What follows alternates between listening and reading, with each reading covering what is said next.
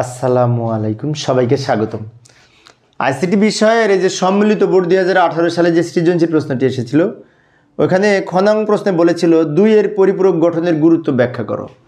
তো 2 এর পরিপূরক গঠনের গুরুত্ব লিখতে হবে, ভূমিকা লিখতে হবে, তাই না? তো প্রথমে 2 এর পরিপূরক কী লিখবো, তারপরে তার গুরুত্ব লিখবো। তো লক্ষ্য করি, উত্তর খ 2 এর পরিপূরকের গুরুত্ব।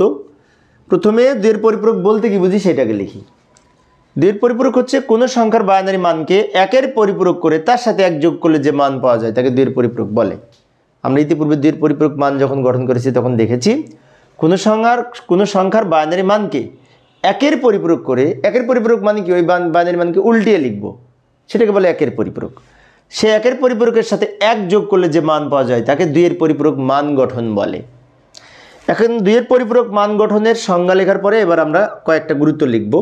2 এর পরিপূরক গঠনের ফলে বিয়োগের কাজ যোগের মাধ্যমে করা যায়। কম্পিউটারে এই 2 এর পরিপূরক গঠন করে যোগ বিয়োগের কাজ একই বর্তনীর মাধ্যমে সম্পাদন করে থাকে। কম্পিউটারে অ্যাডার নামে একটা সার্কিট থাকে, সে অ্যাডার শুধুমাত্র যোগ করে। এখন হয়তো অনেকের মনে হতে পারে যোগ যদি করে তাহলে বিয়োগের কাজ কিভাবে করে?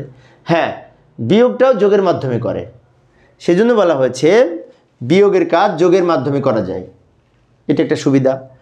আবার 2 এর পরিপূরক যোগ ও বিয়োগের কাজ একটা সার্কিট ব্যবহার করে করা যায়, সেটা হচ্ছে অ্যাডার।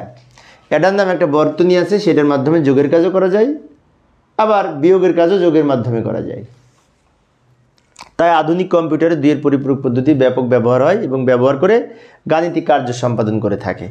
2 এর পরিপূরক মান গঠন করার ফলে এই যে লজিক সার্কিট, আমাদের বিভিন্ন রকম যে সরল লজিক সার্কিট, সেগুলো তৈরি করার ক্ষেত্রে সহজ হয়, ফলে দামে সস্তা, দ্রুত গতিতে কাজ করে। এবং সবার শেষে বলতে পারি 2 এর পরিপূরক গঠনের ফলে যোগ বিয়োগের কাজ যেহেতু একই বর্তনী ব্যবহার করে করা হয়, সেজন্য এই সার্কিটের মাত্রা কমে, ব্যয় হ্রাস পায় এবং জটিলতাও হ্রাস পায়। সার্কিট যত বেশি হবে তত কানেকশনের জটিলতা বেশি হবে, তাই না? আর সার্কিট কম হলে তো আমাদের জটিলতাও কম, ব্যয়ও কম, আবার এই সার্কিটের মাত্রাও কম হবে। সেজন্য আমাদের এইভাবে গুরুত্ব লিখতে পারি। অর্থাৎ মেন কথা হচ্ছে একই বর্তনী ব্যবহার করে যোগ এবং বিয়োগের কাজ করা যায় 2 এর পরিপূরক এর মাধ্যমে, এটা হচ্ছে মেন গুরুত্ব। আর আরও কিছু লিখবো, যেহেতু 2 মার্কের প্রশ্ন, এতটুকু লিখলে হবে। তো প্রিয় শিক্ষার্থী বন্ধুরা, এই ছিল আমার আজকের আলোচনার বিষয়। আমি শিক্ষার্থীদের অনুরোধে অল্প অল্প করে আলোচনা করি, যাতে শিক্ষার্থীরা বোরিং ফিল না করে। পরের ক্লাসটি দেখার আমন্ত্রণ রইল। আর আরেকটা বিষয় বলে রাখি, এই বাকি যে সৃজনশীল প্রশ্নগুলি আছে, গ ঘ সহ অন্যান্য বোর্ডের যে সৃজনশীল প্রশ্নের উত্তর, সেগুলি আমি সমাধান করে একটা প্লেলিস্ট তৈরি করে রেখেছি। সেই প্লেলিস্টের লিঙ্ক আমি ভিডিও ডেসক্রিপশনে দিয়ে রাখবো, ওখান থেকে তোমরা এই বোর্ড প্রশ্নের সমাধানগুলি দেখে নিতে পারবে। তো পরিশেষে সবাই ভালো থাকবে এবং সুস্থ থাকবে, এই কামনায় খোদা হাফেজ।